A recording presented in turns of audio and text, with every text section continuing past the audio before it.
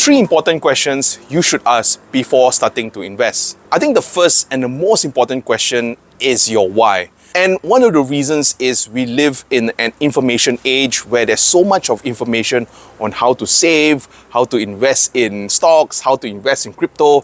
There's just so much of information. There are articles and also there are videos. The question is, why isn't there that many rich people? I think part of the reasons is we need to take action in order to get results. And I know a big majority of people just do not take action.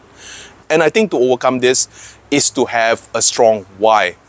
Only with strong reasons, this will give us fuel and this will push us forward towards taking action. The second important question is your goals.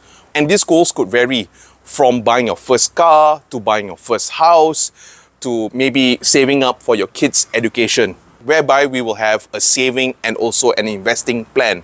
And only if we know our investing goals, this will set up the perimeter for our time frame and also the risk tolerance for our particular portfolio. An example over here is that if we have a 20-year time horizon, we can take more risk versus a 2-year time horizon where maybe we need the money even some more, so we cannot take that much of risk. And the third question is your risk tolerance.